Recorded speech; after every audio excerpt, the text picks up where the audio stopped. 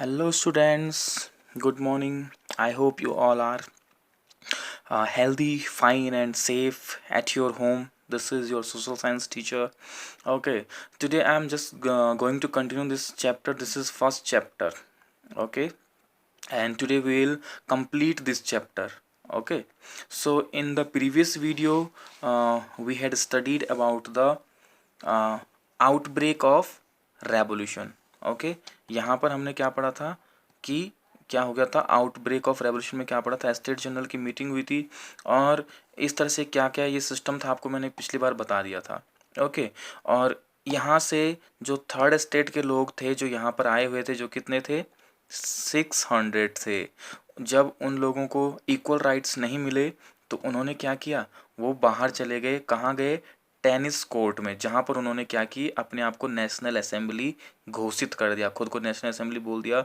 And they started drafting constitution, उन्होंने अपना ही constitution बनाना start कर दिया कि अब हम एक कॉन्स्टिट्यूशन बनाएंगे, हम नेशनल असेंबली बनाएंगे और उसके अकॉर्डिंग राजा को चलना पड़ेगा। इनका साथ देने वाले थे मिराब्यूज एंड एबेसीज, ये दो लोग थे। बहुत इंपॉर्टेंट है, बहुत इंपॉर्टेंट चैप्टर है, इसलिए आपको डिटेल इन्फॉर्मेशन प्रोवाइड करवा रहा हूँ। ओके, अब हम इससे आगे देखते हैं कि अब क्या हुआ, आउटब्रेक ऑफ रेवोल्यूशन।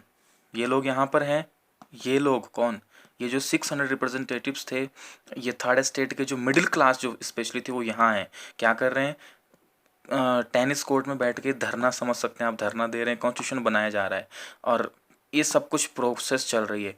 इस बीच क्या हुआ, while the national assembly was busy at Versailles, जब नेशनल असेंबली, ये वाली जिन्होंने थर्ड स्टेट के लोग जिन्होंने खुद को नेशनल असेंबली घोषित कर दिया था, बिजी थे कॉन्स्टिट्यूशन बनाने में, उस समय क्या हुआ, ड्राफ्टिंग का constitution, France was in turmoil, तो फ्रांस की स्थिति बहुत खराब थी। क्यों खराब थी, वही क्या हो रहा था यहाँ पर, क्राइसिस, फूड क्राइसिस है ना, जो फूड क्राइसिस यहाँ पर वो अभी भी चल रही थी, क्योंकि ये लोग तो यहाँ थे, सब कुछ गड़बड़ था। टर्मोइल मीन्स अनस्टेबल था, कुछ भी स्टेबल नहीं था यहाँ पर, क्योंकि लोगों को खाने की, परिवार जो इनके हैं जो हैं इस तरह से ना, ये चल रहा था। तो फिर इस समय क्या हुआ, कुछ कारण थे कि जो फ्रांस के लोग जो थे वो क्या कर रहे थे, यहाँ पर हार्श विंटर, जो हार्श विंटर था उसके कारण क्या हो गया था, फसल खराब हो गई थी। क्राइसिस इन द कंट्री, पूरी कंट्री में क्राइसिस चल रही थी, भुखमरी समझ लीजिए आप, कि लोग अस्त व्यस्त हो चुके थे और क्राइसिस चल रही थी, तो लोग इस तरह से क्या हुआ कि लोग मीन्स कुछ भी अनस्टेबल, सब कुछ भी स्टेबल नहीं था, सब कुछ अनस्टेबल था। तो इस तरह से पूरे फ्रांस में एक हबड़ा तबड़ी, यानी कि एक बहुत ही टर्मोइल, यानी कि एक बहुत ही जो क्राइसिस वाली कंडीशन है वो पैदा हो गई थी फ्रांस में।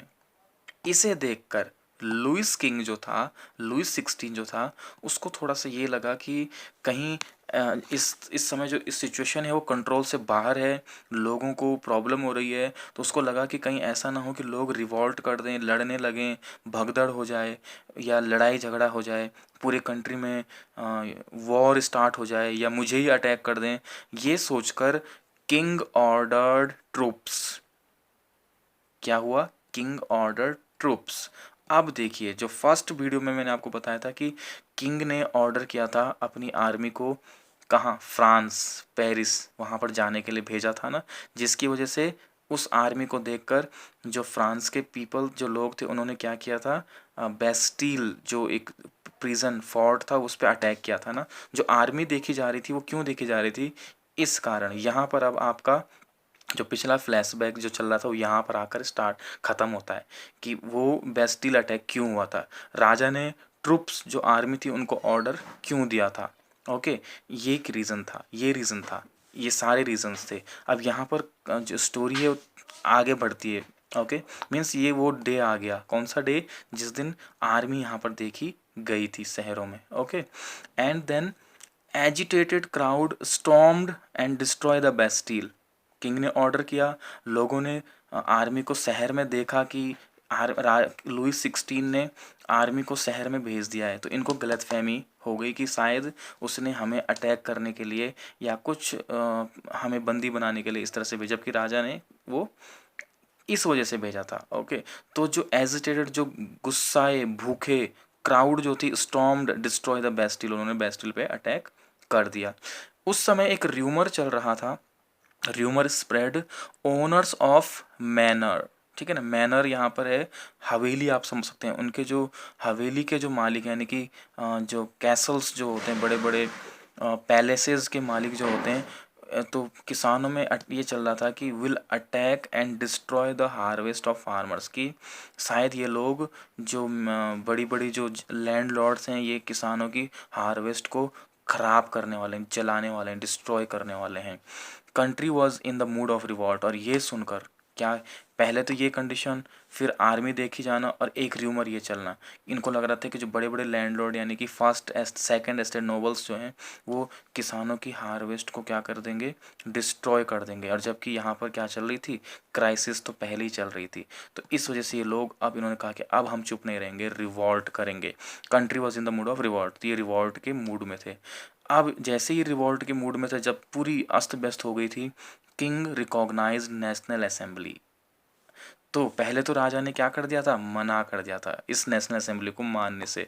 लेकिन जब ये कंडीशन पैदा हो गई, अब किंग ने क्या किया, उसने एक्सेप्ट कर दिया कॉन्स्टिट्यूशन को। उसने कहा कि ठीक है, मैं मानता हूँ नेशनल असेंबली को, आप नेशनल असेंबली हो, और मैं इस आपके कॉन्स्टिट्यूशन को भी एक्सेप्ट करता हूँ। Now power taken from clergy tithes was abolish. अब जो कलर्जी जो चर्च के लोग थे, उनके पास जो पावर थी वो उनसे ले ली गई, अब उनके पास कोई पावर नहीं। टिथ्स जो था उसको एबॉलिश कर दिया गया। यहाँ से क्या होता है, किंग मान जाता है कि हाँ ठीक है, आप नेशनल असेंबली हो, आप कंट्री को चलाओगे, और आपका जो कॉन्स्टिट्यूशन है उसके अकॉर्डिंग वर्क होगा, आपके अकॉर्डिंग वर्क होगा, ठीक है ना। और किंग इन चीज़ों को एक्सेप्ट कर लेता है। ओके, इसके बाद फिर क्या हुआ वो नेक्स्ट अभी देखते हैं नेक्स्ट वीडियो में।